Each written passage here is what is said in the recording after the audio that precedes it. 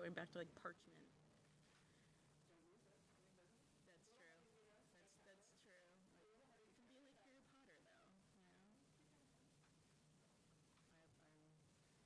Pretend there's Jeopardy music playing or something. They'd send kids to go get the mimeograph copies. You have to turn them in.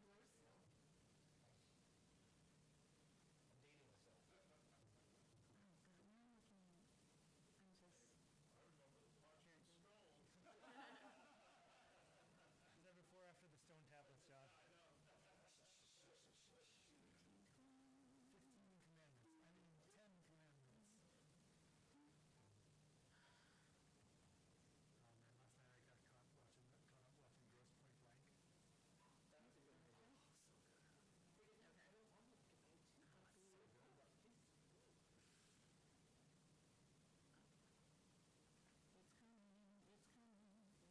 commandments. Oh man, last night I got caught up watching Gross Point Blank. All right, we ready?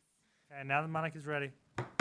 Call to order the March 10th, 2020 meeting of the North Andover Planning Board. I think we're going to, for a change, go in order. I think. Bond release, 1812 Turnpike Street, CNC Auto. Request for release of remaining $5,000 site plan review performance bond. Monica, Okay. tell us about it. Do you, okay, I don't Is the know if they- applicant here? Is anyone here? No? All right, well, I can Tell us about it. start telling you about it, and maybe they'll come in. 'Cause- Are you expecting them? yeah. All right, so let's skip it. So I Okay. lied about going over. Continued Just public. kidding. Hold on. That will be John's belief forever. 633 Turnpike Street, Marcianda and Associates LP, application for special permit, site plan review under section 195 8.11 site plan review, and 195 10.7 North Andover zoning bylaw. Applicant proposes the construction of a 12-foot paved drive wrapping around the existing building, 4 parking stalls and stormwater improvements. Project is located within the Corridor Development District 1 zoning district. All right. So this is a continuation from the February 4th meeting. You all reviews have been completed for this. I know initially Fire asked for a sweat path analysis, but they went out to the site and they said they shouldn't have any trouble accessing the site. What they will want to do is during the permitting stage, they'll want to look at the, what did he call it? Basically the requirements of the change of use, just to make sure that all the sprinklers and things are up to code. Other than that, there's a draft decision that was included in your packet from last meeting. It's in this packet as well. So I don't know if you wanted to go through that or ask the applicant any questions. Was there any more discussion about the turning out of the driveway? I know there had been some concerns raised about that, potential for that left turn, I think, onto 114. Was there any more discussion with DPW or otherwise about the width of the driveway and making that turn? No, they didn't express any concern over that. In terms of the internal work, the applicant did add a stop line and a stop sign, but in terms of the left turn, DPW didn't express any concerns about that. Wasn't there a weird cross pattern, if I remember correctly, where you come into the site and you had to go like left Yeah, to go around the building? yeah, Was that So one, addressed? exactly. So I have just for confirmation, there is on February 18th, John Borghese provided just comments in regards to the pavement slope. Actually, let me just display this because we're talking about it. And then he had concerns, just to call out on the long-term O&M, that he wanted a copy of the inspection log, but he didn't state anything about any turns outside of the site. so why don't we, is there a new or an updated plan that we could see? Yeah. I emailed this. See if you get it up here. I do have copies if you would like some. All right, can you tell us who you are too? Sure. Adam Marchanda from Marchanda and Associates. Oops. And as Monica said, there were some comments at the last meeting from both Planning Board and Horsley and Witten. So all those comments were addressed with the updated plan. as you could see. And what we were just talking about, last meeting, there was a brief discussion about a conflict as someone would pull off Turnpike Street, that maybe if someone was pulling out. So Monica suggested putting a stop line, a stop sign, as Okay. you can see, proposed Yeah. stop sign in line. Okay. That way, there wouldn't be any conflict entering and exiting the site. Okay. And I did change, just one of the things I know we did discuss was the privacy fence. You could see, well, it's my top left, but the end proposed 6-foot proposed vinyl fence in front of the parking area, because you were nervous about the headlights for the abutter. So it's a privacy fence there. Okay. I did call that out, because before it was a 2-rail fence, and we said maybe we should do a privacy fence to deal with the headlights for the abutting property there.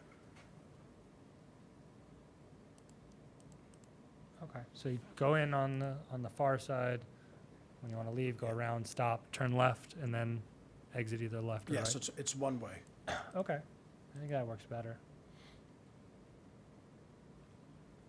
Okay, anybody have any other questions or comments? And where's the shed wind up going? That got moved, right? I moved it well inside the setback line. I show it in the grass area right there. We're gonna remove the raised garden bed. I Okay. call for it to be removed.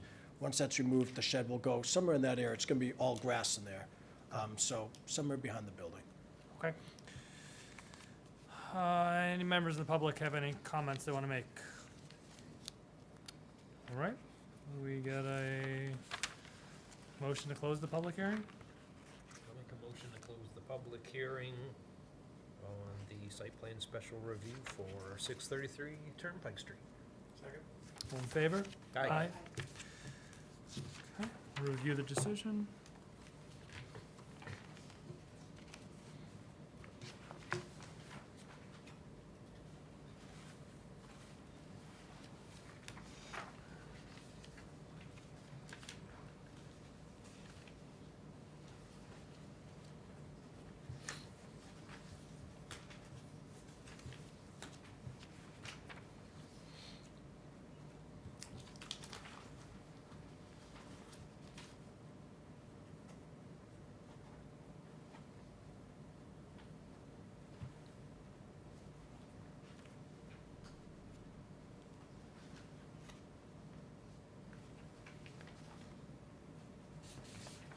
Monica?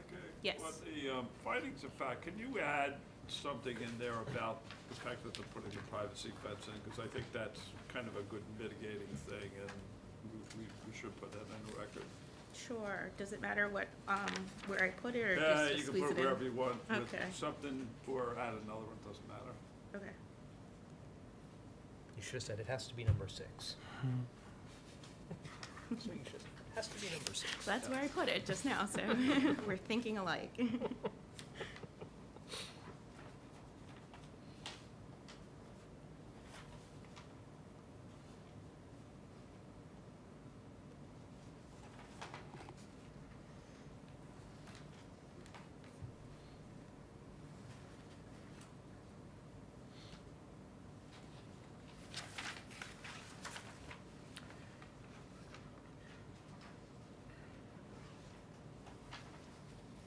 So can I ask you about number 34, Monica? Is that a standard Yes. condition? Planning board must by majority vote make a finding that the site is in conformance with the approved plan?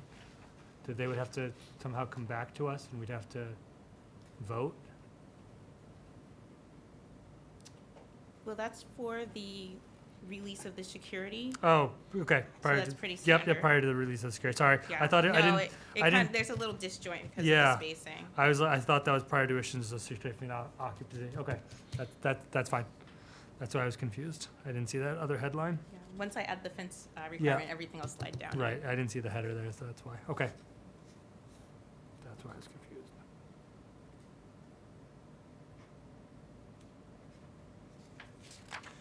Okay.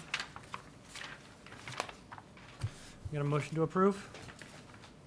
With the one amendment, so moved? Actually, just on the notice of decision, it says date of hearing, February 4th, Thank you.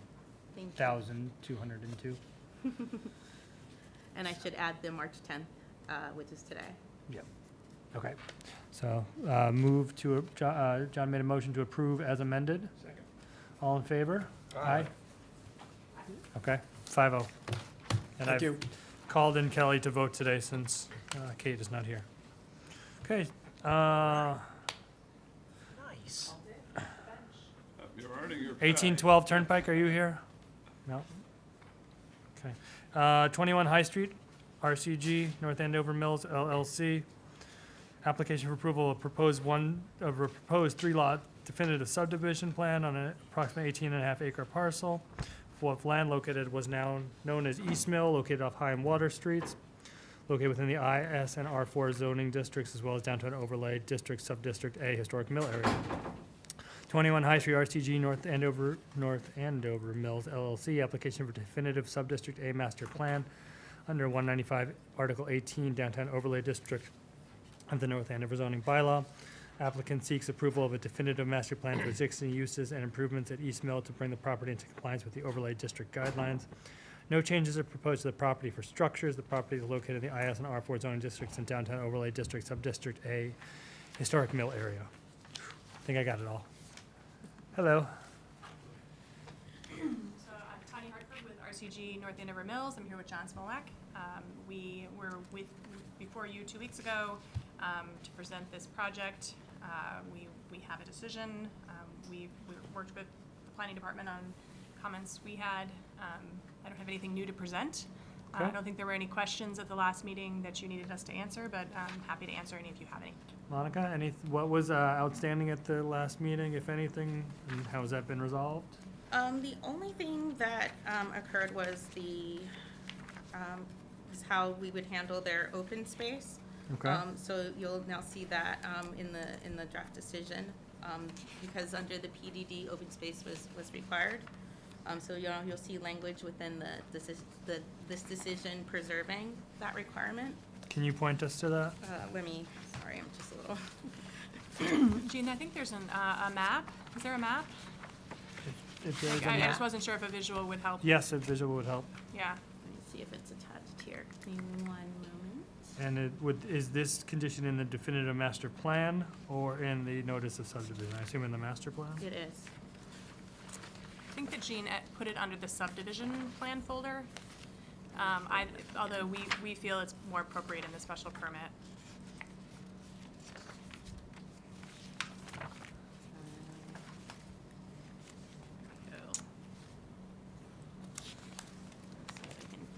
So this was the plan that was originally submitted with our PDD when we presented the PDD, the original PDD many years ago.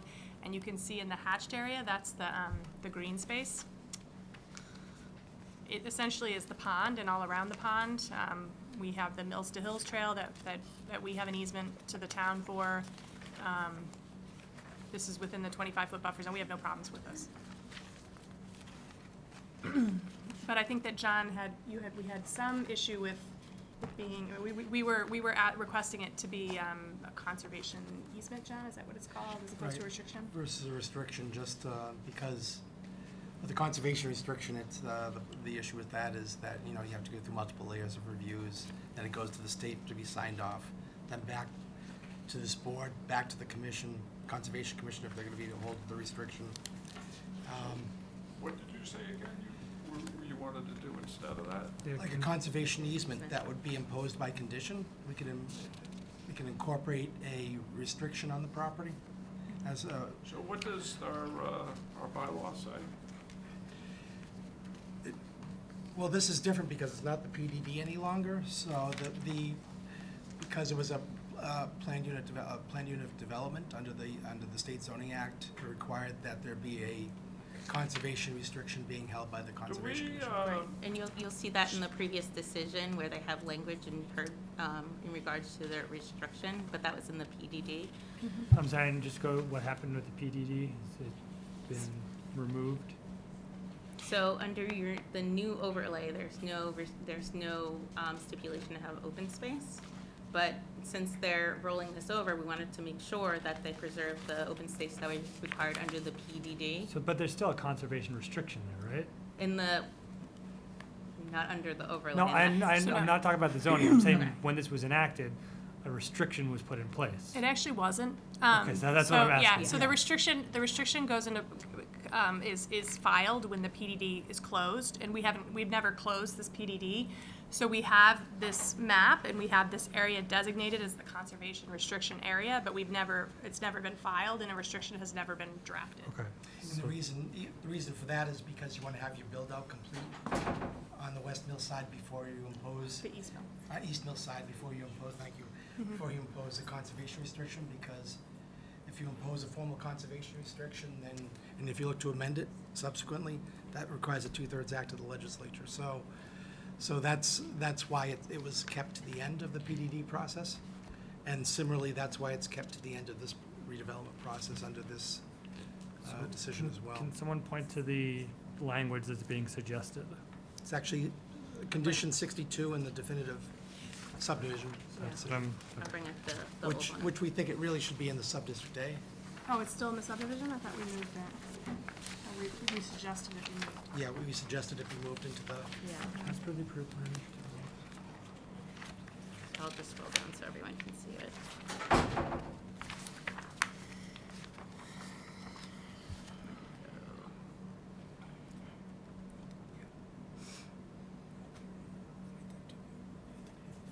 No, it's fine.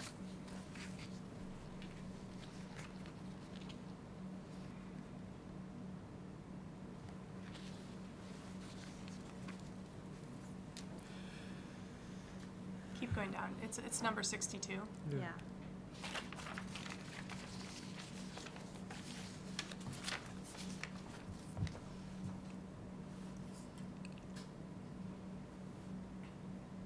So I'm having a little trouble reading this. Looks like we're missing a closing parenthesis in the second half of the paragraph. Where does that closing parenthesis go?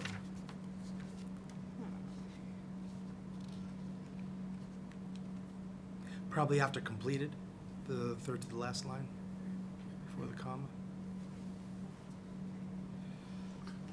Not, It's different depending on where it is, right? I think. well, basically, the intent is to impose that restriction once all the work is complete as part of the sub-district A. What if it doesn't get completed? It's a continual condition that doesn't go away. But nothing has to be recorded until it's completed. Correct. It would fall under, just like in the PDD wording, basically, the restriction was never recorded and it's still, it's a condition, but since they've never closed out the project, we've never dealt with that issue. But at some point, it's got to get recorded whether you finish or not. I mean, to be real. I mean, it's not real unless. But I mean, it's, what Attorney Smolik said, that you wait to the end, Yeah. makes sense. I mean, makes It does. perfectly good sense. I guess at this point, I'm confused. You said you don't want the conservation restriction, you want something else. No, So I'll let you explain, John. Okay. No, all I was saying is it saves a lot of process and time if you impose just a sort of a declaration of restrictions as opposed to going through the full-blown conservation restriction process through the Division of Conservation Services with the state. So, I mean, it's, I don't know, I don't ever remember having done one of those of what you're proposing. I mean, we've probably done 50 conservation restrictions, we've not done one of what Yeah. you're proposing. I don't see what the problem is if we just wait to the end and do it as we normally would do it. well, we could wait to the end, it's just, you know, And it doesn't matter to us. We are committed to doing it. It's within an area it's non-buildable. We have the easement with the town for that Mills to Hills that we signed with them. That's within that same area, so. it's not really a buildable area either, anyway. So maybe we just, you know, go with the CR. Yeah. That's what I I'm mean, feeling. I don't think we want to constrain you, but I Yeah. just feel comfortable that that's the approach Yeah. we've always used, just, and unless there's a compelling reason not to do it, let's just do Yeah. it, but do it at the right time. Okay. Okay. So are you looking basically to take the language from the 2007 decision in regards to the CR and imposing it onto this? Is that what you're, I just want a clarification.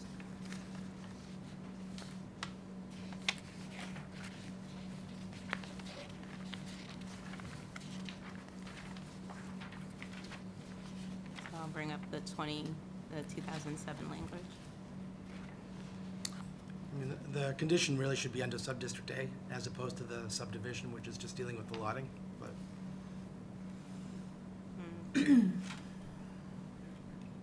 So why do we have it in one place versus the other? We just want to make sure that all the decisions that it ties together, and this is the best way to do it. Put it in both. Right? Okay, so where's the 2007 language? So over here, you'll look in. 11? Yeah, Condition I'm 11, trying to, right? I'm gonna make it larger. It's blurry, I'm sorry. Also, I need glasses. So over here, in number 11, where it says the applicant has filed with the planning office an open space plan along with a form of conservation restriction. Which was done, I mean, that was done when Judy Timon was here. I think that's what it says here, that Yeah. it was recorded book, and there's the book and page Yeah. over here. But what was, yeah, the decision was recorded, but we don't have the restriction in place. Yeah, the special permit was recorded, but the restriction Right. wasn't. And the special permit had the map Right. and that. So remind me again, my memory fails me. The road is not going to be, the right-of-way is not going to actually be constructed, right? That's right, it's a paper street. Yeah, okay. Do we have that sort of fully addressed in all of the waivers? I mean, I think it's perfectly okay, but we ought to explain that there's no compelling reason to construct the road in this case. Yes. Yeah, okay. But the only thing that, in terms of waivers, when talking about the definitive subdivision, the only thing that's changed is regarding the performance guarantee bond, but we can talk about that, in a minute or so. I mean, our hope is that the board would entertain the sub-district A decision first, then the subdivision, just so that we get into that district, and then have the subdivision approved subsequently. So which of the waiver request is it for waiving construction of the roadway?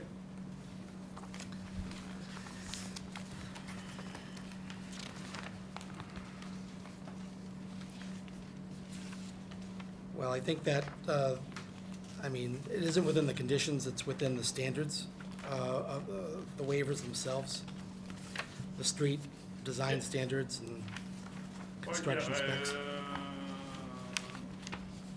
It's not that it's the right of way, it's, we ought to at least put an explicit statement in here someplace that we're waiving construction of the roadway. And I'm less concerned about it here, but we do it from time to time, and we should always explicitly state what we're doing, because in some cases, somebody may propose that, we may not want that, we may want them to construct the roadway. So I think we need to be careful about sort of saying we are waiving construction of the actual roadway. So would that be number 13, construction specifications? I'm not sure.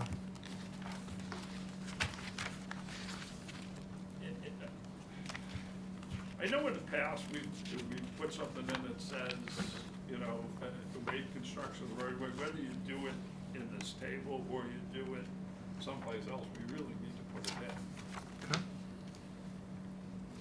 Because on the other side, we did, they're actually constructing the roadway, so we didn't need to do it, but here we do.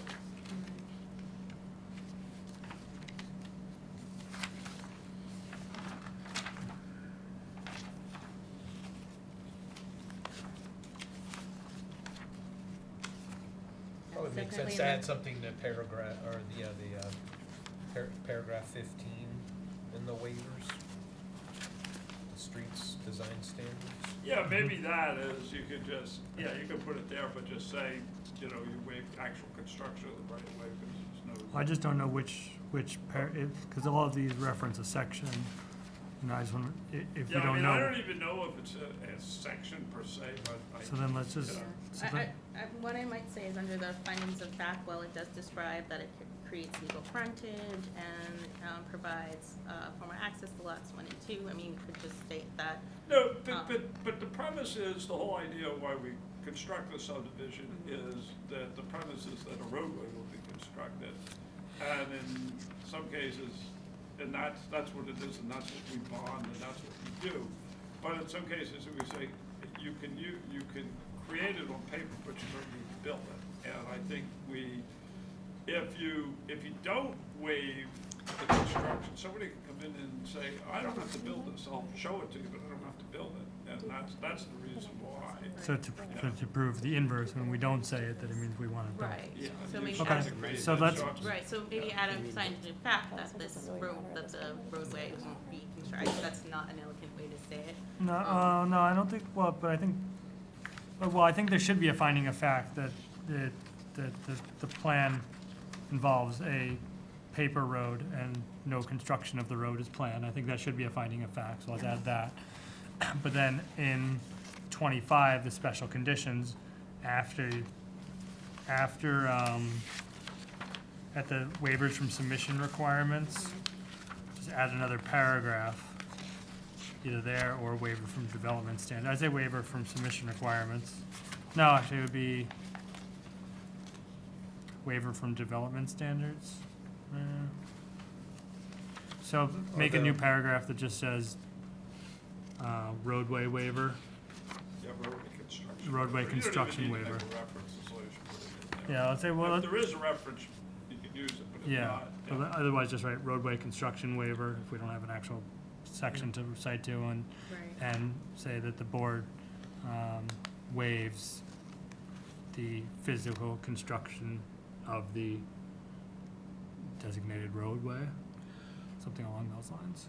Well, I think it's under 13. I think that's what Okay. captures the appendices for all the design standards, but. It may, but let's just, I think, Judge, but let's just be specific about it, so that if we ever have to hold somebody to the fact that we didn't put in there, yeah, I we mean, can these are put it. design state, you could have, Right. you know, this is, 13 is that you don't even have to do the design standards.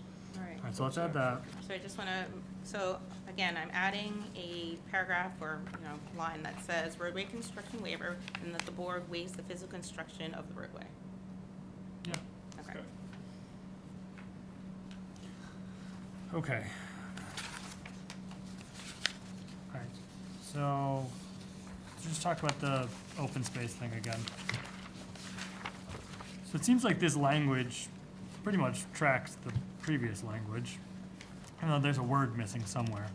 So it says, as per the approved plan development district special permit, conservation restriction encompassing an area meeting the usable open space requirements under Article 11, Section 195. There should be some sort of, we need a verb there. Conservation restriction shall be executed encompassing an area meeting the usable open space requirements. Such restriction shall be executed by applicant and held until such time as the improvements proposed on the property, including those approved related to phase 1, phase 2, and others such approved by the planning board substantially completed, close parentheses, and the final terms of the conservation restriction are satisfactorily agreed upon by the applicant and the planning board prior to the recording of the same. I still have, so I have no problem leaving it until you're done. I guess my only question is, should there be some sort of time limit on that? Because, again, what happens if you get to phase 2 and then decide there's phase 3 and phase 4 and phase 5 and phase 6, or if we get to phase 3 and decide it's not really worth our time financially anymore to do it, we're not gonna do it, where does that leave this being filed? So if someone has an answer for that, great, otherwise I think we should put some sort of time period on it. It has to be filed by such and such a date, unless you come back and seek an extension. Or how about 10 years? Fine. Filed within 10 years unless an extension is sought. Sure. And if you want to just reference the plan, the open space plan, Yep. maybe that's a little more clear than condition 11 of the decision. Yeah, so you could So- reference that plan, Monica, Okay. the plan name. Because that decision's going away. Yeah. PDD's Okay. going away. Great, and why don't we just put it in both decisions? I don't see the harm in putting it in the subdivision, but let's just put it in both.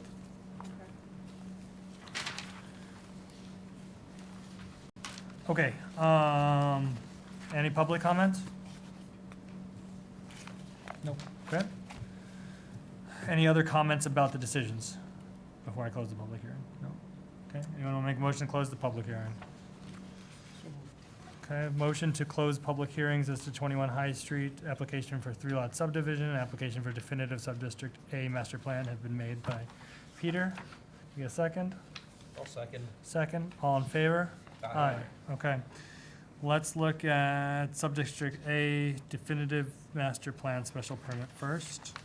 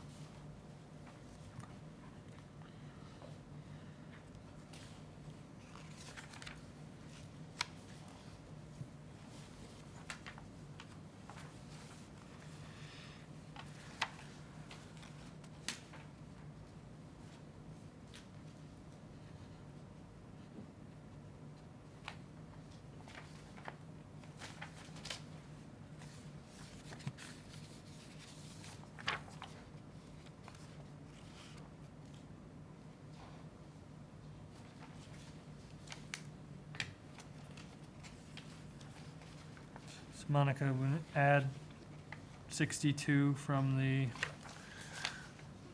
subdivision decision as a special condition. Yes. Okay. I'll add that to the end. No special condition? Yeah. Yeah, I don't have anything else on that one.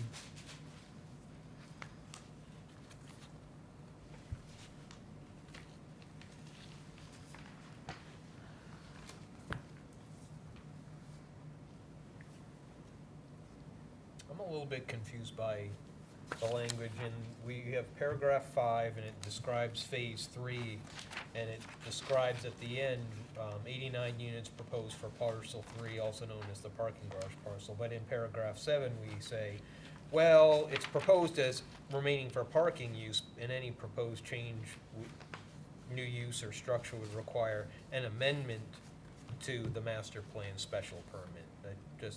Those two things just seem to be in conflict. We've got a note of apartment units, or seemingly apartment units in parcel 3, but then the next 2 paragraphs down saying, well, not really.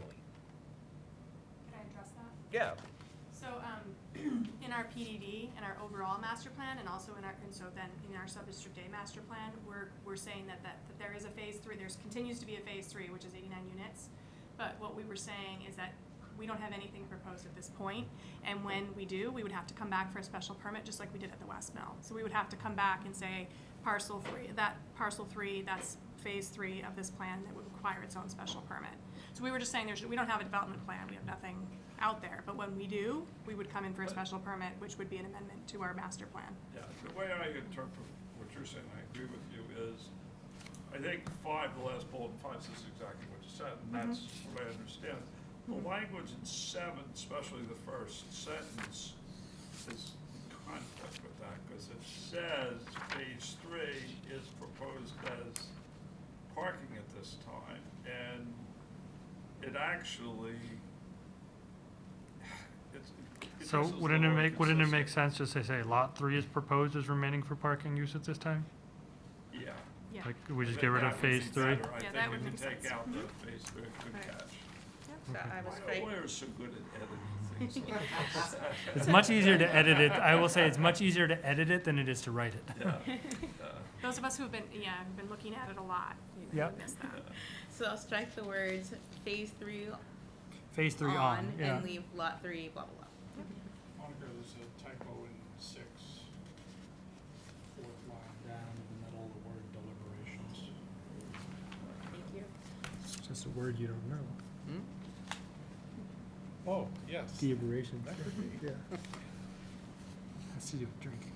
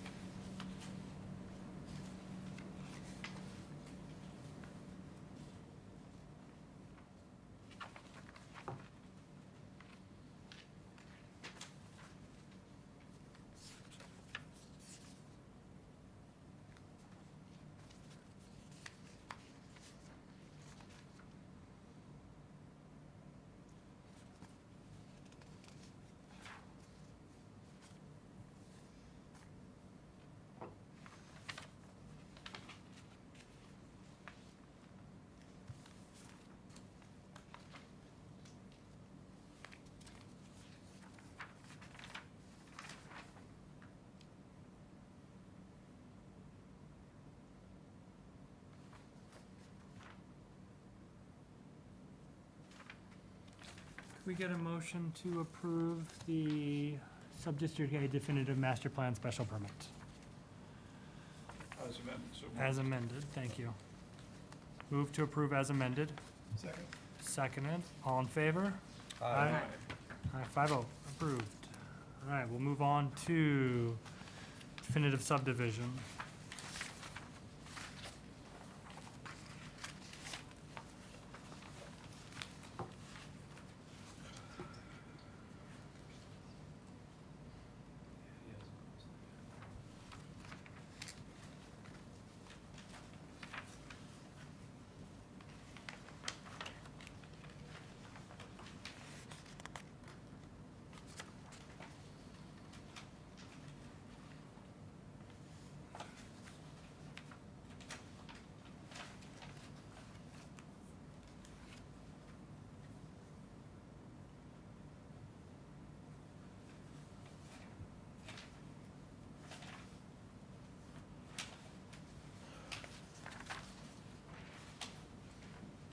Monica, did you say you wanted to talk about the performance guarantee? Yes. So if you look on, I'm gonna say, it's not numbered, 1, 2, 3, 4, 5, 6. So in your, you'll see reference on the requested waiver chart. Yeah, There was under number 5, under performance guarantee. yeah, it says request withdrawn. Yes. Okay, so the request is, the request for a waiver is withdrawn? Yes, for the performance guarantee, and you'll look under, Yeah, if I could add to that. Yeah. What we discussed very early on was the fact that, that RCG may separately finance some of these lots, and that includes the flats. And so, instead of requiring sort of the roadway issue to be dealt with upfront, basically, we've included a performance guarantee that could be the site opening bond as security for performance. So basically, in order to release the roadway from the statutory covenant, we could post the performance bond or some other bond that the board felt comfortable with. I mean, it's a nominal amount anyway, but we just want to have the ability to separately finance and probably, possibly even convey it to a separate entity, an RCG entity. So that's the reason why we've withdrawn our request to eliminate the performance bond. Is there any issues on our end? with that? no, and you'll see that covered under condition number 54. 54 in the prior to Yeah. lots release. Okay. Okay, We hadn't thought about it as an issue until we were looking at endorsing the plans for the West Mill. So we actually have an insubstantial change for the West Mill asking for the same thing, or similar request, separate from this. got it.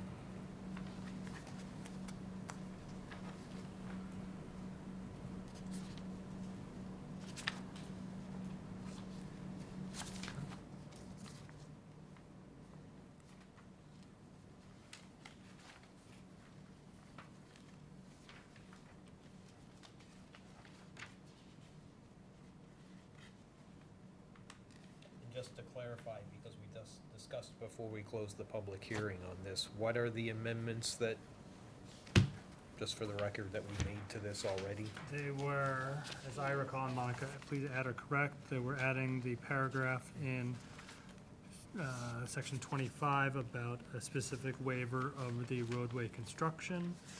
And then we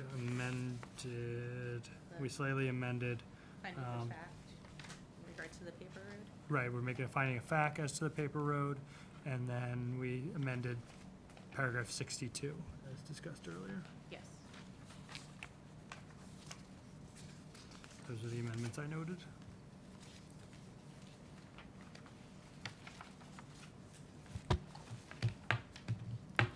Get a motion to approve the notice of definitive subdivision 21 High Street, East Mill, High and Water Streets, As amended. as amended. So moved. In a second? I'll second. All in favor? Aye. Aye. Okay, approved. Thank you very much. All right. I know you're trying to go in order, but any chance we could cover the insubstantial change while John and I are sitting here on the West Mill? Sure. Because it's. Yeah. It's similar, again, it just relates to this bond. Discussion item, 4 High Street, RCG West Mill, NA LLC. John, do you want to explain? Sure. Both RCG and Avalon have intended that the subdivision roadway be constructed at the same time that lots 2 and 3 are developed. And so it makes sense for Avalon, which would be developing lots 2 and 3, to also construct the road at the same time. And so when we're putting the covenants together, the Form I and the like, we noticed that lots 2 and 3 couldn't be released from the Form I covenant until the roadway was completed.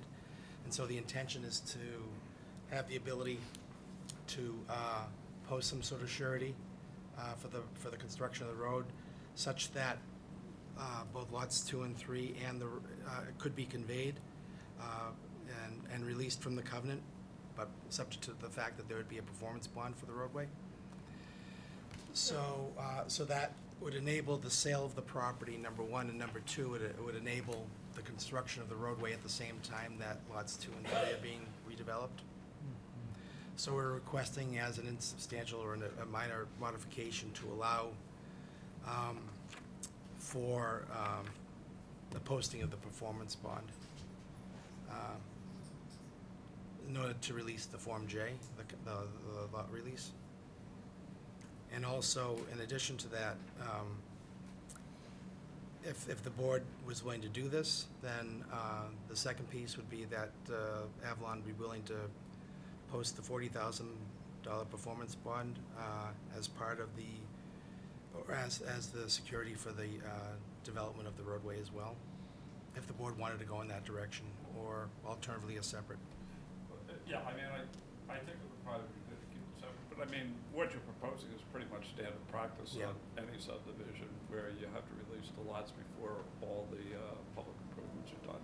Right. And you would go through the process, DPW would spec out how much it would cost, and then you would, Mhm. but cash bond, right?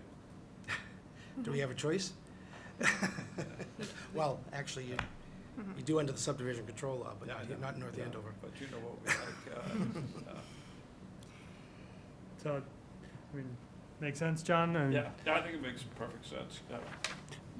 We don't, and I can't see any situation where they don't build the roadway and it's not built up to. Yeah, I mean, all we do is figure out what it'll cost to build the roadway, get a bond of that amount, and then we're protected.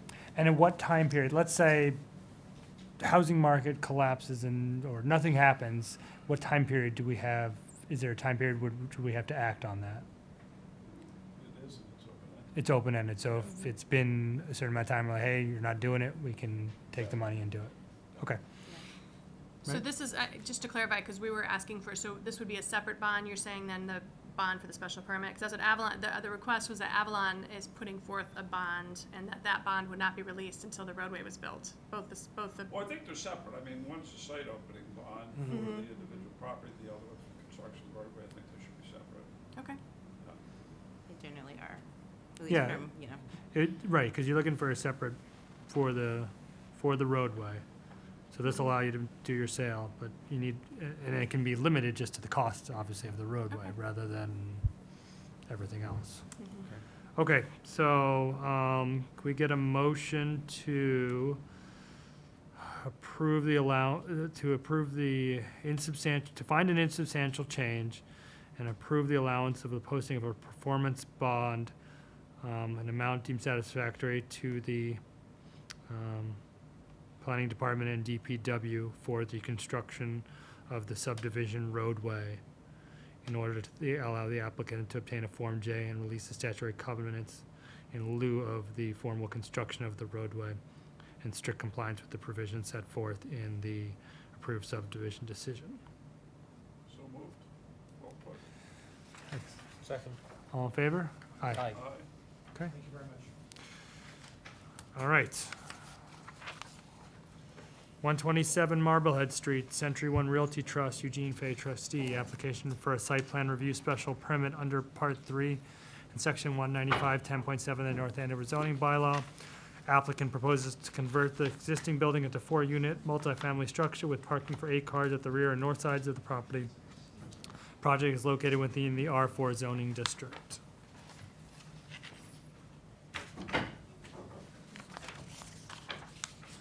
Hello. How are you? Good, thank you. Attorney Rick Myers, and the applicant, Jim Melvin, and the applicant is here this evening with us Welcome. as well. Just reading through the stormwater reports, if you can give just a moment on that.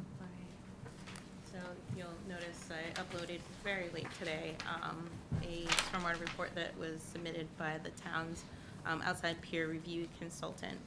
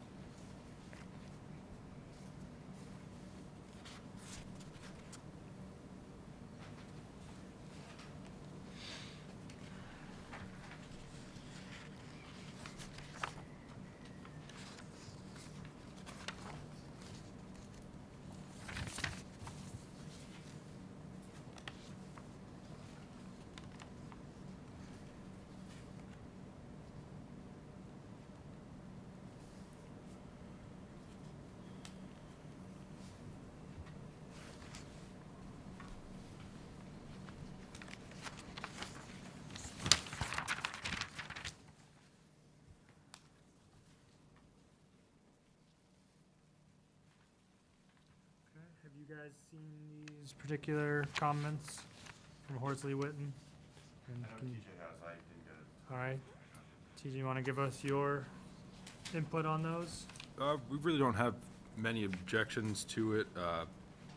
The biggest question we would have is they request that all pavement be porous pavement. I know since we last met, we proposed that the larger parking area with the 6 parking spaces to be pervious. We weren't proposing the other driveway to be. If it's something the board would want, we'd be, Which is the other driveway? the one on Marblehead, the existing driveway now, On the side of the building. Okay. One with the two. Yes. where the old truck was parked for Right, 15 right. years. Yeah, I mean, I think we're definitely more concerned with on Middlesex with the flow of the water going down. Okay. And did you find out any more information about what the parking rules are over there right now?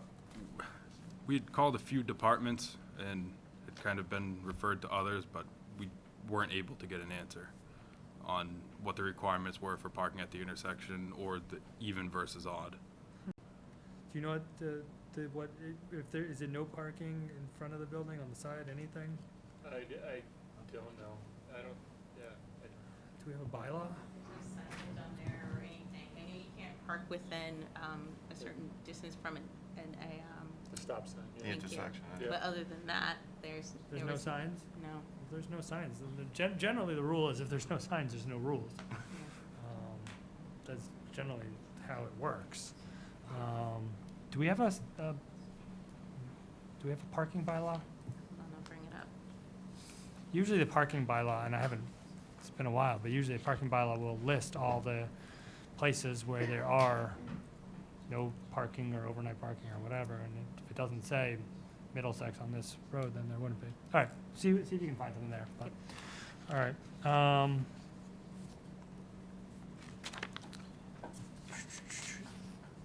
These would be rental units, not condos, right? That's correct. So any thoughts on maybe putting something in the lease restricting the number of, like, vehicle guests or something like that?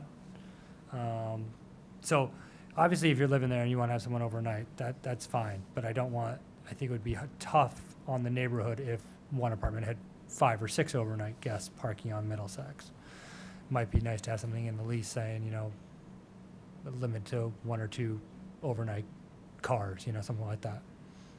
I mean, it's my understanding that there is a winter parking ban, right, in that part of town anyway. Right. So I think in the winter, you're not gonna be able to park overnight. I don't know, how do you enforce that? Especially if there's no parking sign, if you can park on the street there. I think the point of the 8 spaces is to try to keep people from parking on the street. So, yeah, I think it'd be hard to enforce. That's my only. Well, parking's always hard to enforce, doesn't Right, mean we right. can't try. I'm just trying to think of ways that, the project is really good. The layout, I think, looks really good. But you're adding a good amount of cars to a small little space. So, Right. That's just trying to think of ways that we might be able to help out, even if the enforcement is not something that would be readily available. At least if you're renting it, you're not, you know that you're not supposed to have people with 8 different cars there.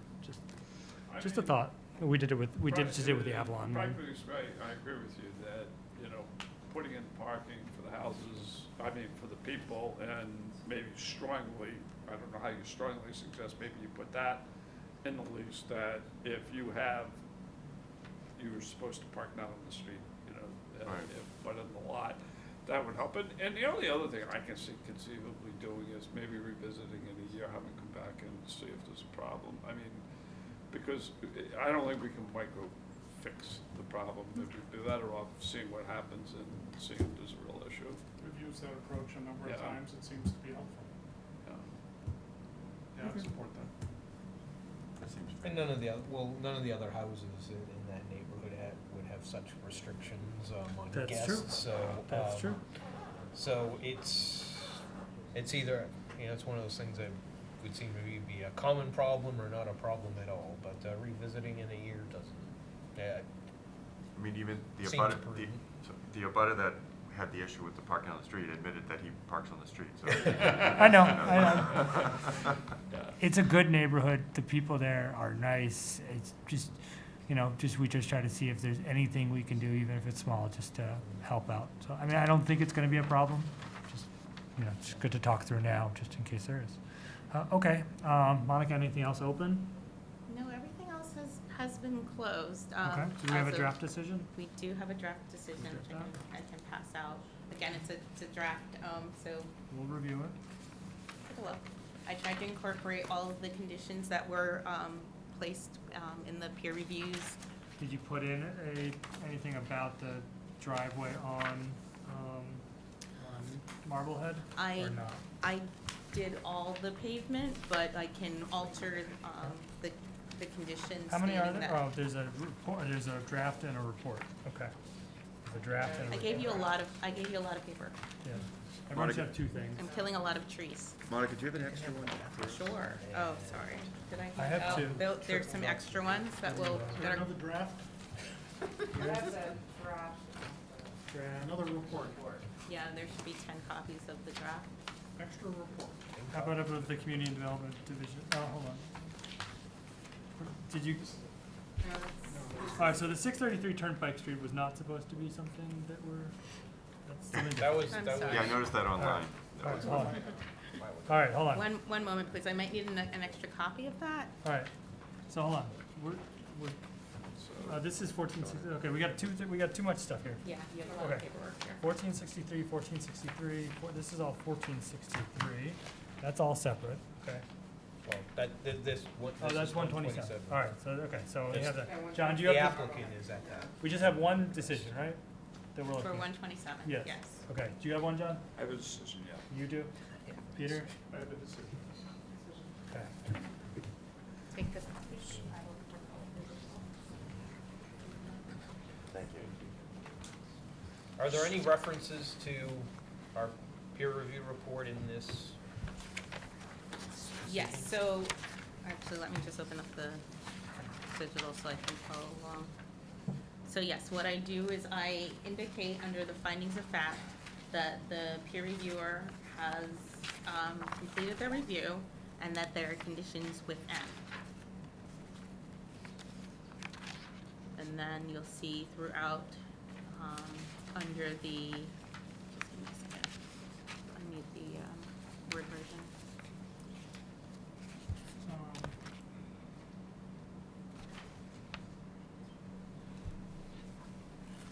But having just received this today, it looks like there's some open items, but I guess as long as the applicant says, yeah, sure, that they're addressed. Exactly. So at the end, you'll see that the peer reviewer, everything that is in their review are all things that can be conditioned as long as they accept that as following what's in there.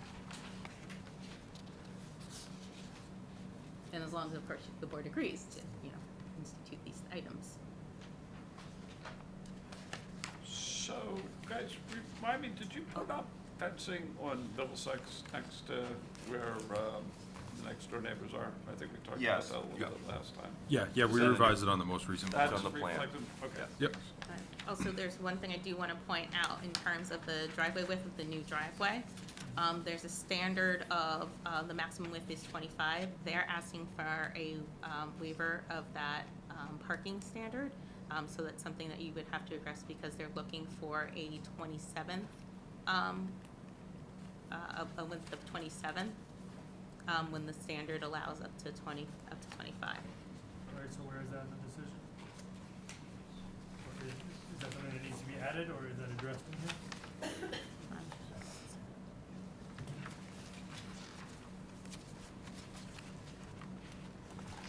It would have to be added.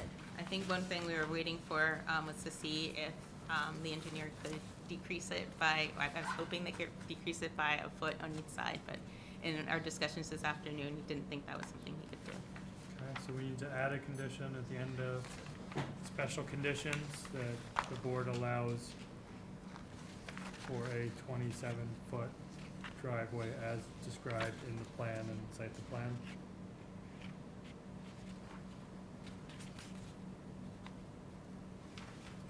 So we can make that the new 32. Yes.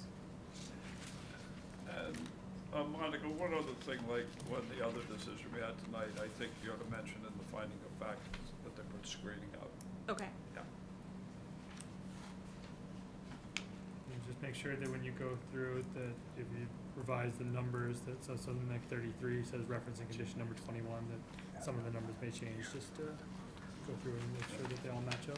Okay, yeah, 'cause everything's definitely gonna slide down if we're making these alterations. I mean, so- that may not because of where we put things in, but just to. Yeah. Oh, right, so the add-in screening. Should we also add in, I don't know, as a finding of fact that we had multiple abutters, neighbors come in that were in favor of this change? Just because that almost never happens. I don't know that it's necessary, It's not a bad idea, why not? but Why not? I Yeah. thought that was important. Yeah. So why don't we put in the findings of fact that multiple neighbors and abutters attended the hearing, and many approved of the significant approval of the project, and that the applicant made changes to the project, including the use of screening, to further address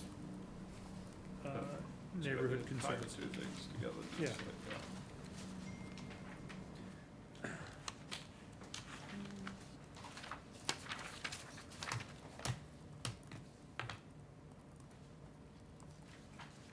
So if nothing else, I would like to make a motion to close the public hearing on 127 Marblehead Street.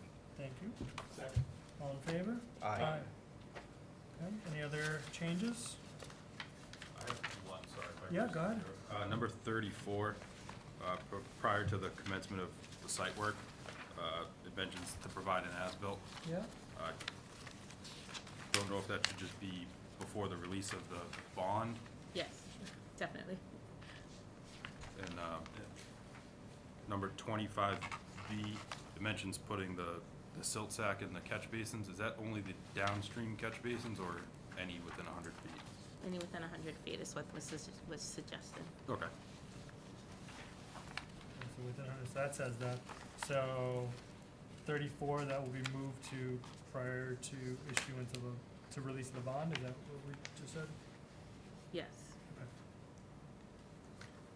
47, when we talk about the pre-construction site meeting. That includes the independent, I believe that's environmental monitor. Yeah, But what we I wanted don't- to suggest is, since this is a smaller project, Yeah. that I would be the monitor, so of course I Okay. would attend the pre-construction meeting. Because I didn't see anywhere that we were appointing a Right. monitor. Right, what I would say, because it's such a, Right. they're only increasing the area in the, which is, Yeah. to a small amount, that So I would should be we that, so I would state strike, here somewhere that you're, yes. Or wouldn't it just be pre-construction site meeting shall be held with the applicant, contractor, and planning department representative? with, parenthesis, planning department acting as monitor? Or, and acting as independent. Alright, I'll make that change. Thank you. Alrighty. And then we're gonna add a general condition, maybe in the one before 63, before the lapse, that, 1 year after certificate of occupancy, just have the planning department report about any traffic or parking concerns that have occurred since the time of the certificate of occupancy. Okay, which number would you like that to be, or more or less? Just make it anywhere in the general conditions. Okay. Question on number 4. It says there'll be a new multi-car driveway will provide parking for 6 cars on Marblehead Street. Looking at the image, Yeah, wasn't it 8? isn't it off Middlesex too? The parking for 6 is off Yeah. Middlesex, not Marblehead. At least that's how Right. Thank And you. it wasn't it 8 cars? Yeah, it should be, yeah, it's 6 on It's Middlesex, 6 on 2 on Middlesex and 2 on Marblehead. Marblehead, so I 6 and 2. reversed that. Yeah. Okay. Thank you. Thanks. Good job, Kelly. Good catch. Casey is on it tonight. See? And I appreciate that, thank you. Mhm. See, you let her vote and she's See, I'm there. I'm there. I'm telling you, the mind is always job. moving. Okay. Do you want to make a motion then, Kelly, to approve as amended? Sure. All right. Motion to approve 127 Marblehead Street as amended. The site plan special permit moved as amended. Second. All in favor? Aye. All right. Good job on this project. Thank you very much. No fraternizing with the applicant. it's on conflict of interest. All right, 1812 Turnpike Street, are you here? Anyone? Monica, why don't you just tell us about it? Okay. Let me bring up the photos here. CNC Auto request for release of remaining 5,000 site plan review performance bond. Okay, so this is a Haven't we done this project- before? Yes, except we didn't have the, They were supposed to go off in that screening. Did they do it? so. Do you? I'll bring up the photos and I will try and describe what you see here.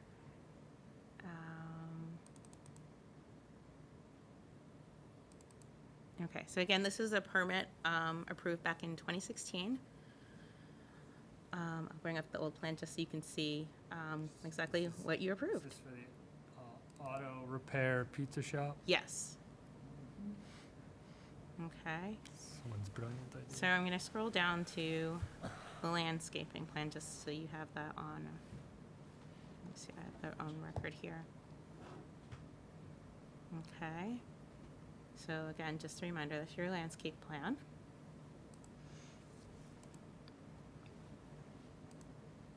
Okay, so, and again, unfortunately, spring has not quite sprung yet, so the photos might not necessarily do it justice. But I did go out on Thursday to take photos, just so you can see. And I do want to point out, and again, please forgive me, I'm not the best photographer. Okay. So I just wanted to capture all the beds and look at the condition of all the plants just to make sure that they were surviving. Because in 2017, when the board issued a partial release of the bond, there was a concern over not just the lack of plants, but the survivability, and you wanted to give it more time to show basically what would survive. So here you'll see there's the 5 trees along the roadway, and I went and tested them, and they're perky, they're growing slowly, but they're all deciduous plants, and that's the issue. We're not seeing the pictures of those. Oh, I'm not. Yeah. Just kidding.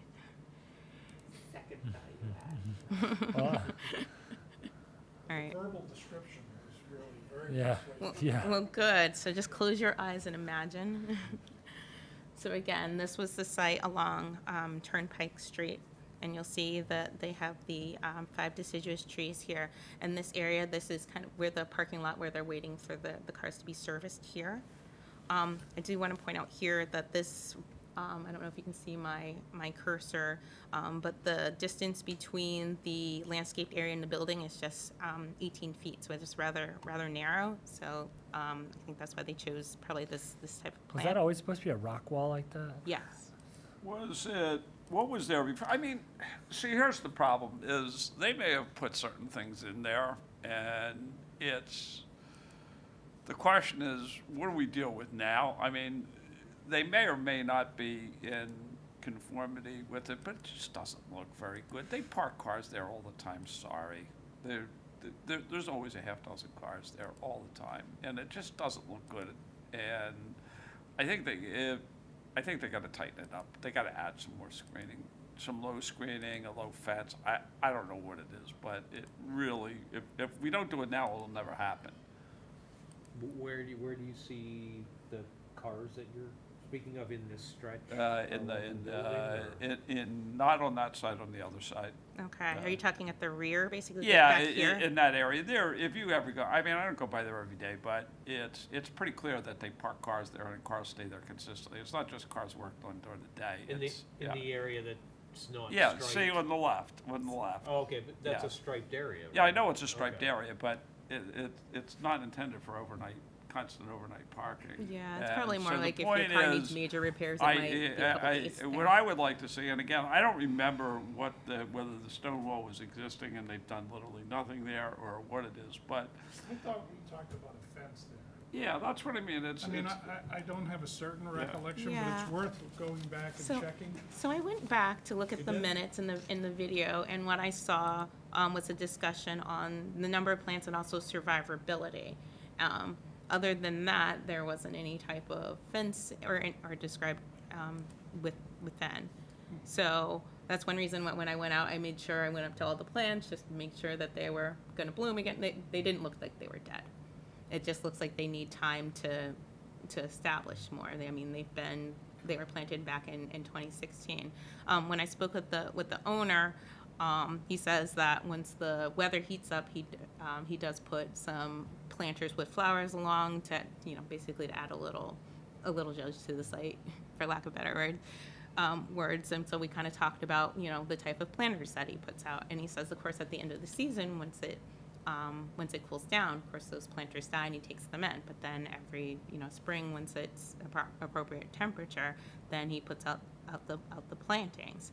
And you'll kind of see in the photos, you don't see very well because again, they're all deciduous plants except for these couple evergreens around the tree. That he did actually plant some additional plants around there's a flagpole at the entrance of the site, and that's something above and beyond what is on the plan. It's not, Oh, there it is. planning annuals, fine, that's all very nice, but I guess what I'm talking about is something that it reasonably screens the parking lot and also creates a delineation. The problem is what they've got there's no delineation, everything just rolls together, and you want to create that's where I think kind of a low fence would actually be the best thing, and I think now's the time to ask them. I mean, I think there's an element of give and take here. I mean, I don't want to be, kind of nasty about it, but it's, in my mind, you put something in now, you fix it, we release the remaining bond, and we're we're done with it, and we'll have something that looks nice. I mean, we worked really hard over the years, all the way up and down 114 to make everything have good curb appeal and street appeal. This doesn't. I mean, and I don't even be nasty, but it clearly could use something to make it look a little nicer and have a little bit better curb appeal. So, are they in compliance with the original plan? They are. Okay. And in fact, with the additional low plantings, the annuals around the flagpole, they've actually gone, and you can see the small number of plantings here, but that's something that they added to the site. So they have the 5 trees that were, that are along Turnpike Street, and that's on the plan, and I'll bring that up again so you can see. Was there, in the decision, was there any kind of condition or clause that stated the reasons for the landscaping and a time frame to revisit?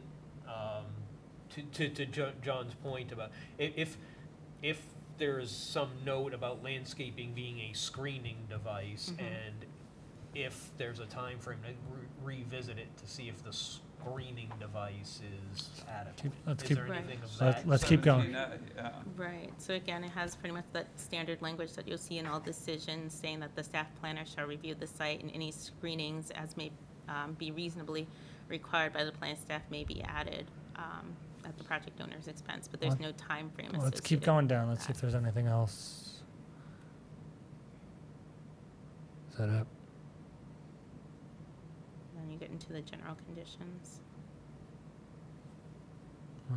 Is there What anything else? follows would be the landscape plan. Well, let's see whole the plan land. site. Well, let's see the landscape plan. Okay, To Aaron's point. actually, I don't, whoa. Hold on, Alright, so I have a better view of it.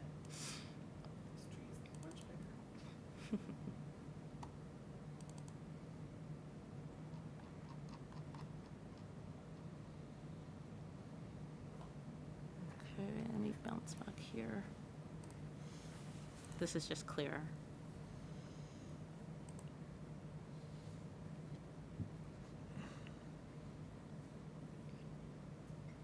So is that the stone wall that's in the plan? Yes, And then the trees? yes. I guess I shouldn't call it a stone wall. The stones all laid out in a row. It's called a stone roll. Stone row. Stone wall. So they have the number of trees, they have the planting bed. So to your point, it does say prior to release of all funds, any screening as may be reasonably required by the planning staff will be added at the project owner's expense. So Monica, you're on the hook. Do you feel the screening there is reasonable? Really putting that on me. I must say that you have a challenge of space and pavement, and that they have just a narrow area for planting. I think given the trees out there, they're all deciduous. They're all going to shed their leaves during the winter. That's what they do. So I don't know if there's any type of, and I kind of wish the applicant had come so we could talk about if there was some way to do some type of additional planting beds that incorporate some type of small evergreen just until these plants grow in. I mean, they've only had 3 years to grow, and trees take a while to establish themselves. But you are dealing with a space constraint, unfortunately. You have the rock wall on this side, and then you have the pavement, which they need to maneuver Yeah, but the for cars example, here. if there was some type of a shrub height, waist height hedge between those trees, really wouldn't require any more width than the trees will require. Right. And that would give you that Yeah, you lower could level. Yeah. a hedge would be a great definition. That would Right. actually be good because Yeah. it would be for distance and then stop and be for Yeah. It distance. wouldn't again. even be from the tree to the tree, because if it goes right up to the tree, it's not Yeah. gonna survive. But, Right. A distance of hedge between each of those trees would give the definition. It would because you're saying when those deciduous trees grow in, the more they grow in, the less cover they're gonna provide Right, on the base level. on the base level, whereas a hedge in between would really give it a nice. Right. No, I'm not a plant expert, and the one thing, and I did kind of talk to conservation about this too, to try and figure out if there was some type of evergreen that would survive in this type of area. And they did point out that because it's on Turnpike Street, you're gonna get a lot of salt from the roadway, which tends to kill off a lot of plants, so you do have a limited number of plants that actually would survive here. Also, the root bed, as it establishes in these trees, the thought was like if it would, as their roots grow, you know, they could suffocate anything else that's in there, because they are, because the trees are planted, the trees here are planted 20 feet apart.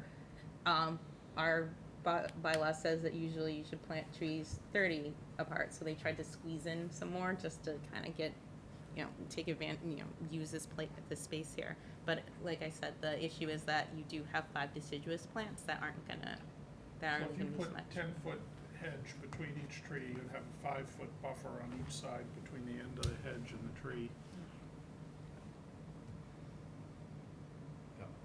Is there anything in the findings of fact from the original decision that states anything about the nature of that parking lot in the back? Is it, John's contending that there's overnight parking, and I don't doubt that, but it'd be nice to, if there were something in the finding of fact that said, well, that's really not the typical use case, then I think there's a strong argument to say, yeah, if you're gonna park cars there overnight, then add some screening. Yeah. Well, I they don't- told us there weren't going to be any during the thing. Yeah, I don't think we put it in the You know, findings. findings of fact number 1 covers several things, but the end of number 1 says, as well as landscaping that will provide a buffer to Route 114 existing properties. So we have 2 references here to landscaping.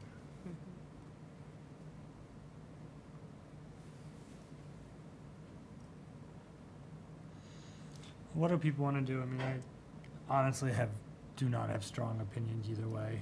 We can release the bond, we can make them do more work, can tell them to come back. Modest hedges in between the trees would cure it from my perspective, and I think there's some basis here to Yeah. say that in both the findings of the fact and prior to release of funds.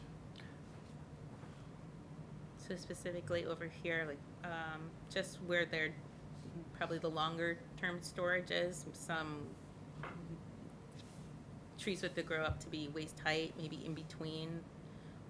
I would have to, you know, talk to the applicant to see if he could look into certain species that aren't, you know, they're not dwarf ones, but ones that kind of might fit in that narrow area.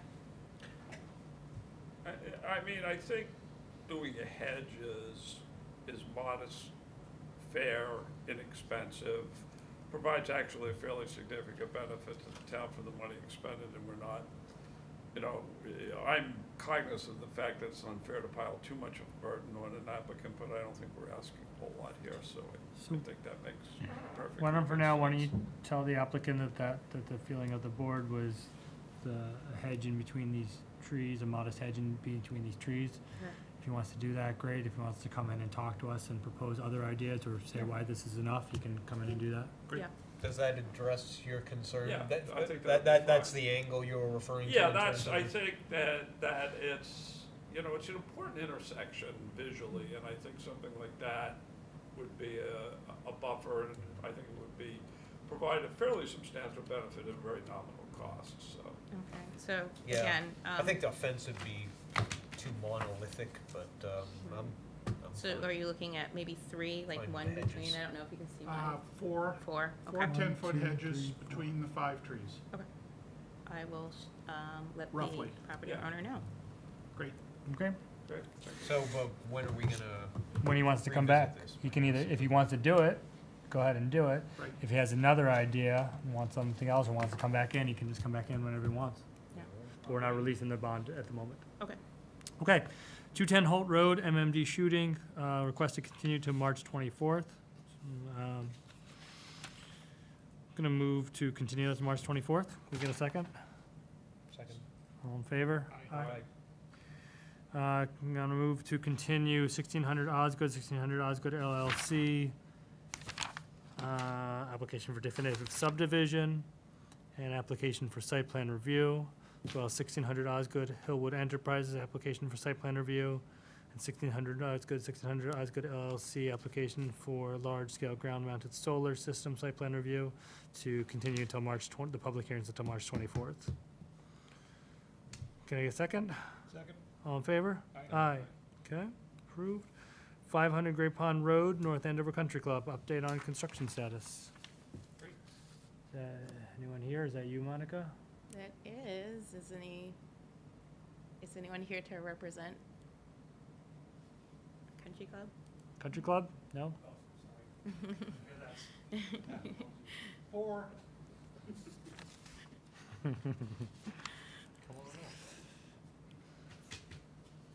I'll give a little background. Last year, you approved watershed special permit to allow for the construction of an addition.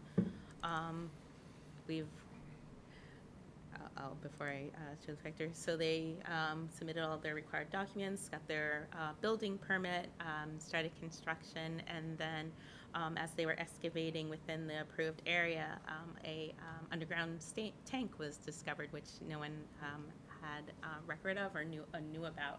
So immediately they contacted planning and conservation just to let them know what happened. They were told to get an LSP on site to monitor the environmental aspects. There's been testing of the substance in there. So right now there is actually some type of home heating oil within this tank. They would like to remove the oil from the tank, and of course remove the tank and then test the soil just to make sure that nothing is escaping and getting outside of that area. So I also have some photos that I took of the site just to make sure. So they made sure the erosion controls are outside. Keeping the site as clean as possible, just to make sure nothing again is escaping from this environmentally sensitive area. Do you have an approximate size of the tank? They're not quite sure. Yeah, sorry, we do Can you have. just Oh, you introduce do now? yourself? Oh, I'm sorry, sorry. I'm Andrew Jones, I'm with Windover Construction, the project manager. Yep. So the tank discovered is within the, the footprint of the new addition. It was underneath an existing deck, about 3 or 4 feet down below grade. So as we were excavating for the foundation, this roughly 3 foot by 5 foot tank, I think it's only about 18 inches deep, cast in place concrete, was discovered. It had soil in it, but there was remnants of fuel that has mixed in with the soil within the tank. The tank has not been disturbed, so right now it looks like nothing has leached out. But as we clean the tank and take out all the contaminated earth and materials in there, we're going to store it in tanks or in drums until we get the approval from the EPA or a license from the EPA in order to dispose of the material properly at a licensed site. At that point, once the tank is double checked to make sure that it is fully cleaned out, we will extract the tank, break it up in place to make sure that everything is contained properly, and then we will then take soil samples around the tank to make sure nothing leached out below or around it during that operation. So it was a steel tank encased in concrete, or? No, it's a lined, cast-in-place concrete tank. Oh. Not very large, so it could have been a heating oil, or it could have been fuel storage for older golf carts when they used to run gas.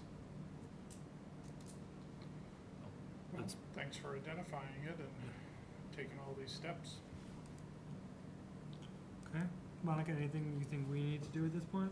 Not at this point. I think they've received, I think they're actually addressing this appropriately. They have the professionals on site dealing with this, and they're keeping us updated.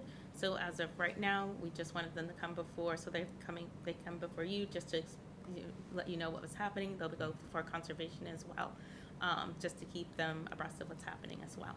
And we'll have will someone come back and let us know what happened, or a report at the end, the results of the testing of the soil surrounding? Yes. We'll get some feedback on that? Yeah, we can Yes, the testing agency hired is responsible for post-testing as well.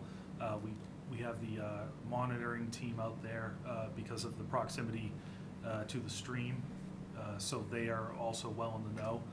So we'll probably get reports from both sides as they're monitoring and as we are taking out as well. I would just really like that report prior to the resumption, hopefully, or close in time to the resumption of the construction, just in case there are additional conditions that we need to put in, given that it's a watershed special permit, right? Of If- course. You know, if nothing's found, then we probably don't have to, but if something's found, we may have to alter our conditions for erosion controls and things like that. Right, So- definitely. And one thing that Conservation did mention, and they have a lot of erosion control up here, so we're gonna be monitoring that. And if more is needed, they'll quickly, there's extra on site, so they'll lay that down just to make sure, again, that nothing escapes from this area. So just to that point, this angle of the photo is actually quite helpful, although it's in a pit.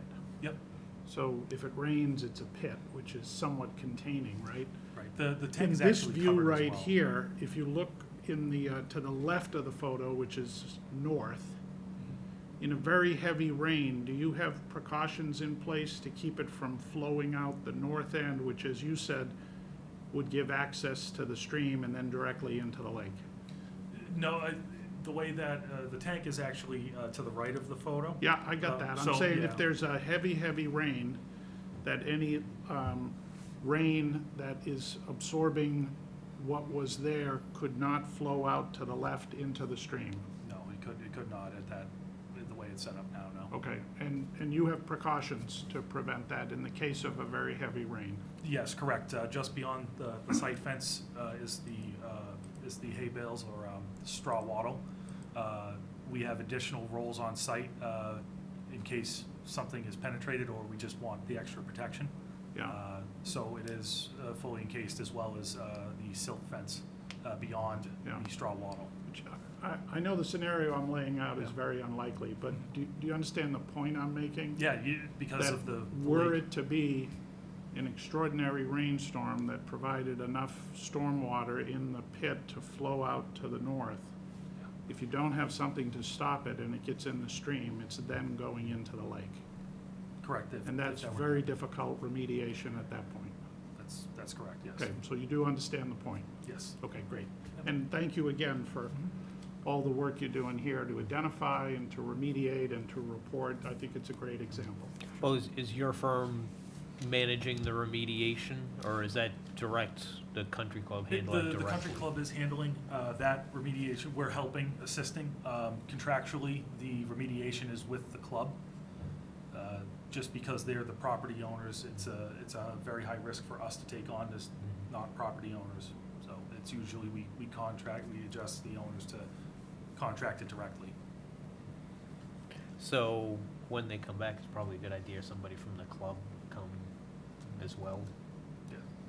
Because I don't want to say it's not your problem, but it's not just you. Yeah. The liability is with the country club. Certainly. Have you been out to see this? Yes. I took the photos. Great. All right, thank you. So I'll continue Thanks again. monitoring that and passing in information on. Amendment to I-2 zoning district, discussion, allow for signed master plan by planning board special permit.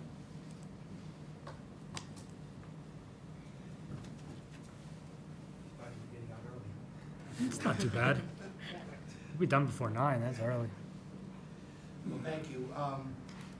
As you recall at our last meeting, we had a discussion about the proposed sign bylaw amendment that would provide for a master plan, signed master plan. And at the last meeting, you suggested we try to find some language that would narrow the applicability of the proposed zoning amendment or bylaw amendment. And so what we've done with the language that you see on the screen is that we've also created a defined redevelopment project, so that, which would mean an area that encompasses one or more parcels of land collectively consisting of at least 100 acres, and also involves new construction and or renovations. and where the parcels may be separated by like a right-of-way or and such. So again, to try to capture the intended area, which is 1600 Osgood Street. And I recall from last year when we were looking at, I guess, the zoning changes that were approved last year, we had a 100-acre minimum lot size, and that actually applied to a situation not only of 1600 Osgood Street, but also the airport. So I think those are the only two areas that would be subject to. And so, again, what we're trying to do is limit narrow the applicability of the zoning amendment. Signed by, yes, Can I just ask a question? sure. When you said it would only be those two, is that based on just the acreage, just based on the acreage? I believe is the acreage, and So if I- it's the acreage, Merrimack College would not fall into that as well? I don't think they're in I-2. Okay, all right. But, you know, what we can do is we could check with Monica and Jean Yeah. and dig out the old zoning information. Yeah, just that case, Merrimack is in an R3. Okay, all right. You know, And they're so, immune from our zoning. And what? They wouldn't fall under really, I mean, under Dover, it Right. really wouldn't apply anyway. But so, I guess, so you're asking us to sponsor this, right? yes. So, And we Is it- have, yeah. and I guess the warrant closes on the 23rd of so March, ask us to vote to sponsor it today. unless the selectmen vote to extend the closing of the warrant. I'm not sure that's gonna happen. Yeah. That question hasn't been raised with them. So, remind me again why this is a good thing? Why it's a good thing? I Well, mean, I think it it's- is, but I just don't remember why. Well, it's similar like what we did with West Mill.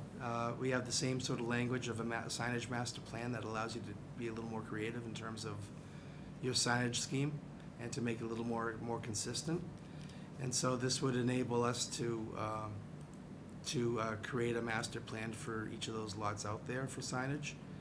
And, you know, one of the concerns that we have is that under the current zoning provisions for the office, for the industrial zoned areas, is that you have a limitation of 200 square foot size for a sign. I mean, a sign size. And so if you have a building that's 900 feet away, you're not gonna be able to see that sign. So, I mean, the It's just- intent of this, I'm actually good with. The only thing I worry about is, it's not a lot of time to actually look through the wording. If Yeah, the no, wording no, is fair. okay, I'm fine with this. Yeah. I don't know how we could move ahead with that sort of caveat. And so I agree with that sentiment. I'm okay with the idea behind this. I think I'm fine with the other thing that comes into it. Not only do I not think we've had enough time to look at it, is that in talking with the planning department, I think there is this goal to really overwrite the sign bylaw and to make it better. Now, I don't want to necessarily hold you up, but you're not held up because you can go to zoning. You could get, I mean, there are ways to get through this with zoning. I know it's not as Well, preferential. true, but our dilemma is this. I mean, we have probably a 2.5 year window for development. And When do you so need the if we- signs?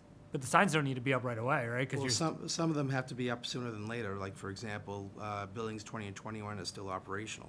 So, the question is, you know, otherwise, if we get additional variances, they're valid for 1 year plus a 6-month extension, as opposed to if you're able to, and that's piecemeal, if you're able to do something a little more comprehensive with a master plan. So I Might work a agree little with the better. idea of redoing the sign thing. right. I think that's the right path. But I'm also just skeptical of the ability to execute on that in a timely fashion. And I guess my question. Well, it would won't be- happen for this year. Right, oh, no, I know. Yeah.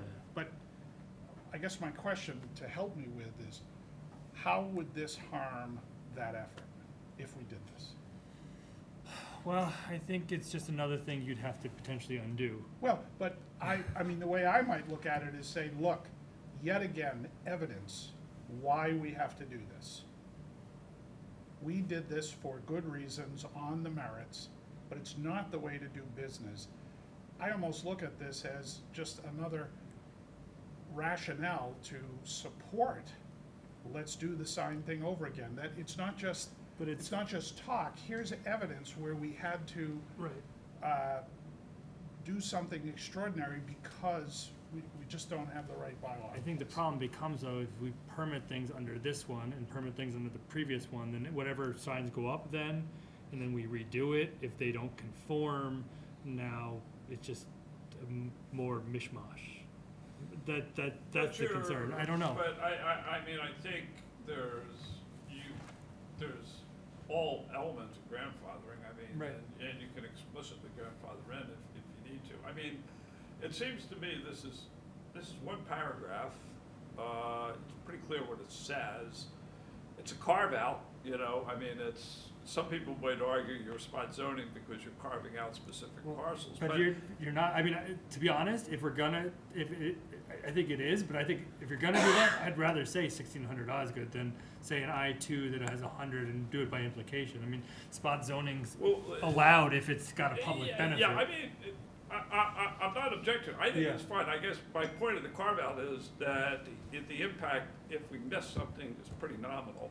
And we pretty much know, practically speaking, that for this parcel, the plan that they'll come in with will be pretty good. It'll be better than what's allowed by zoning. So I just don't see very much harm at all in approving What if that. I agree with that, and Yeah. all the good things we want to do in a broader way, the fact that they haven't been done is our fault, not the 5 people here, but the process, and we should not impose that fault. We like the project, they're moving ahead, they're telling us what they're gonna do, we're in support of it, this is a cure. I feel we have an obligation to fix it in time to support this. I don't think there's any great harm, because even if this language doesn't, well, I guess my point is, this will get rewritten by a new signing bylaw anyway, so this is in place for a short period. Yep. It would allow the 1600 Osgood Street project to stay on their timeline. In the meantime, this signage bylaw gets a rewrite, goes to town meeting, and chances are, I would say, that this notion of a signage master plan is something that would stay with that rewrite. So I think So, there's some consistency. Yeah, I do like the idea of a signage master plan, but at the same time, I don't necessarily like the idea of carving out certain places to take away from the zoning board, right? If the zoning board's responsibility right now is to do the design bylaw, it does feel a little disingenuous for me to take specific parcels and carve them away and say, no, that parcel is our job, not their job. Is it a variance or is it another type of permit? I don't even remember. Is it well, you need a Be a var- permit, but if you don't meet that, then you need a variance, right? It would be a variance, and. Because you I don't meet, just- because you don't meet it, right? I The mean, Right, requirement. right. The problem is, how can you grant a variance for, I mean, it doesn't even make any sense. It doesn't have anything to do with soil conditions, slope, or topography. I'd rather do it this way. I think this is a cleaner way of doing it. I mean, I don't see us taking anything away from the zoning board. I think it's a good plan. I mean, To what? to do what we're proposing here, as I- opposed to I- running it through the I don't- the ZBA. So I don't disagree with that concept, Yeah. that a sign bylaw probably is a better use of the planning board than the zoning board. I agree with that, but we're doing it for one parcel, or then what if another parcel wants? It's just it seems selective, Well, maybe we're it already, is. we're already doing it for 2 districts, the PDD and the sub-district A today. And, So the question is, mean- are we doing this just for this one, or is this the transition to having this done in total? well, there's no reason why this, as was said, it couldn't transition to a whole rewrite Yeah. down the road. And I agree that signage should probably be part of the site plan review process. It makes sense, Yeah. you know, because you're looking at it. On a rewrite of the sign bylaw, sooner rather than later. The question Well, is it's when definitely will not you gonna be- taking it on. It's not gonna be for this time, Right. that's for sure. It's not gonna be for this warrant. I mean, I think the idea is to do it for the next one. I think that's the goal, but we'll see what else. I mean, I think we wanted to do it for this, but we got inundated with projects, so I don't know. Yeah, I mean, I think, the master plan was approved, in 2018? And planning staff has just been inundated with projects, and you guys have as well. It's just, when do you start recodifying? It's gonna take a lot of effort to recodify everything. It really needs, everyone knows it really needs it.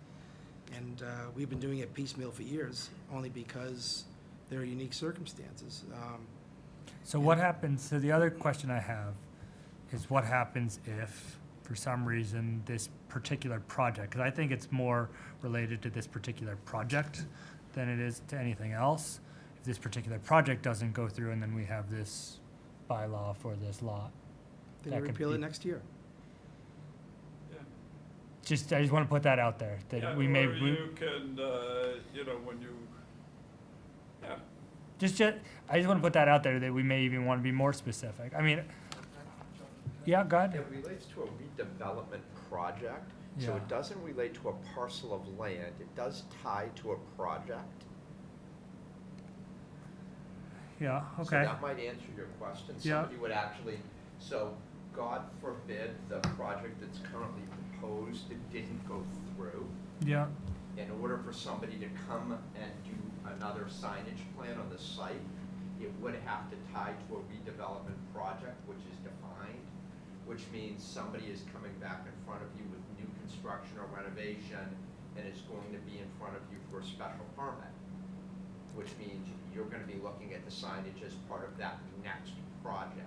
and so this one requires, if we pass this, that if someone wanted a sign under this, you'd have to create a sign master plan and come to us for a permit, correct? For a special permit, right. And so, I mean, your alternatives are, live with the current signage, which is difficult to do because it's conflicting, or seek variances, or seek a master plan approval, so, by a special permit.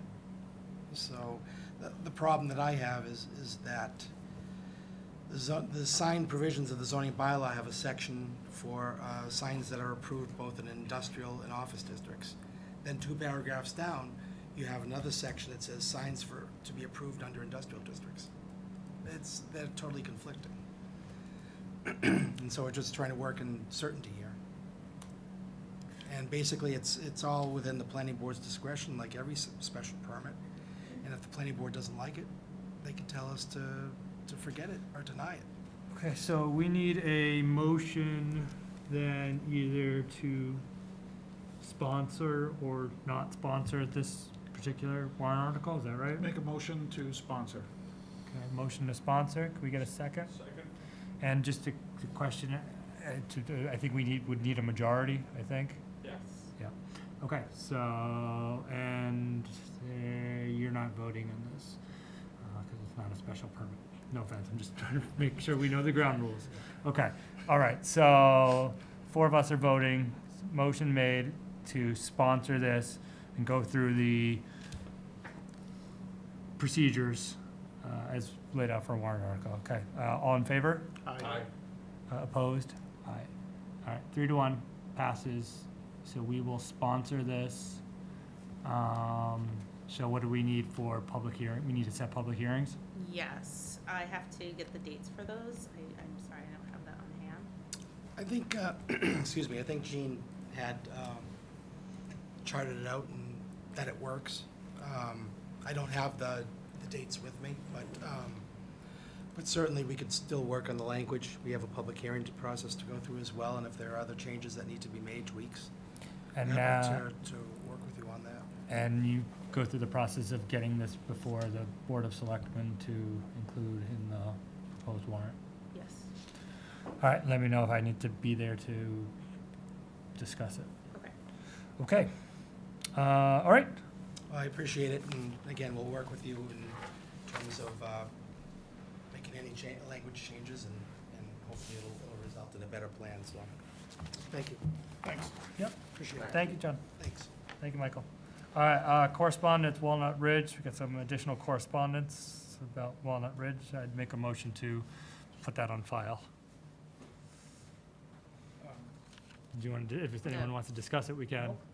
Second? Second. All in favor? Aye, filed. Can we get a motion to approve the minutes for February 4th and February 25th? So moved. Second. All in favor? Aye. What's the latest on getting the very simple line graph analysis of raw lake water testing? When are they coming? I am working on it. I will have an update as to, or at least a new correspondence from them, hopefully with the date at our next meeting. Can you share the correspondence with Yes. me? Because for this reason, I Yeah, want to make sure we're please. not headed in the wrong direction with something way more sophisticated than we need.